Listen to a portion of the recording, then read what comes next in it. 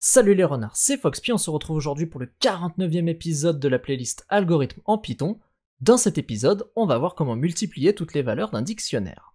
Je vais commencer par définir la méthode multiplyValue, qui sera la méthode qui va multiplier toutes les valeurs de notre dictionnaire, et elle va prendre en paramètre un dictionnaire qui s'appelle sobrement dictionnaire, et value qui sera la valeur multiplicative, donc le multiplicateur.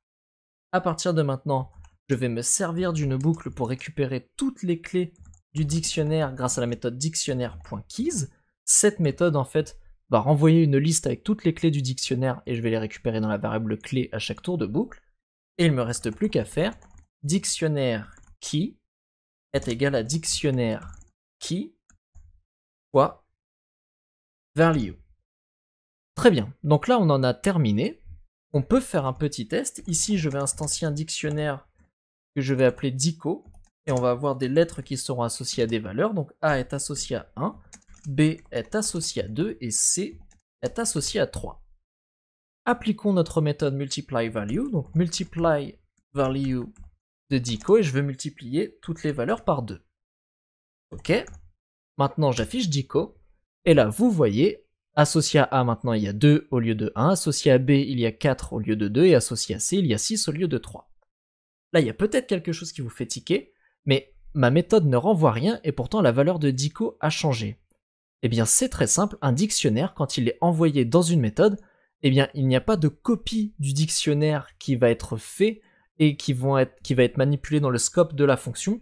Quand vous envoyez un dictionnaire en paramètres, vous manipulez le dictionnaire que vous avez envoyé. Et ça peut être dangereux, puisque vous n'avez peut-être pas envie que le dictionnaire initial soit modifié, vous avez peut-être envie d'avoir un autre dictionnaire. Donc pour ça, je vais créer une méthode qui va s'appeler new multiplyValue et la seule chose que l'on va faire, c'est qu'on va faire for key in dictionnaire.key. Alors tout ça, ça va changer. Je vais créer une variable que je vais appeler nouveau dictionnaire qui sera égale à dictionnaire.copy.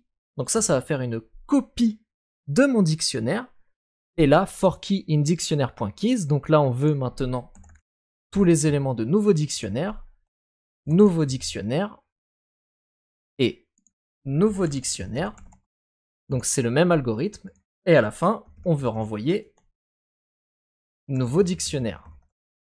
J'ai un peu de mal. Hop, return nouveau dictionnaire. Donc là, on a new multiplyValue. Admettons que je vais récupérer les valeurs dans dico2. Là, si j'affiche dico2 en envoyant dico dont je veux multiplier les valeurs par 2, eh bien dico2 on récupère bien A associé à 2, B associé à 4 et C associé à 6. Et si j'affiche dico, eh bien mon dico, lui, est resté à A associé à 1, B associé à 2, C associé à 3. Il n'a pas été modifié. Alors, ce que vous pouvez aussi constater, c'est que vous vous dites peut-être, oui mais tout à l'heure il n'y avait pas de return. Là, si je supprime le return et que je repasse toutes les valeurs à dictionnaire et que je renvoie ici le dictionnaire, même si j'affiche dico, vous voyez que celui-ci change, alors que pourtant c'est dico2 qui récupère la valeur de dictionnaire. Pourquoi ça change? Eh bien, ça je vous l'ai dit, quand vous envoyez un dictionnaire en paramètres, si vous ne travaillez pas sur une copie de ce dictionnaire, eh bien tout simplement, vous allez travailler sur le dictionnaire lui-même. Donc vous avez beau renvoyer ce dictionnaire, il sera associé à un autre nom de variable, mais ce sera le même dictionnaire derrière, vu que les dictionnaires sont envoyés par référence aux méthodes et non pas par valeur. Donc ça c'est quelque chose de très important à savoir. Donc je vais repasser sur nouveau dictionnaire ici. Donc vous choisissez la méthode que vous préférez, sachant que la première change la valeur de dictionnaire en dehors de la méthode et que la seconde renvoie bel et bien un nouveau dictionnaire.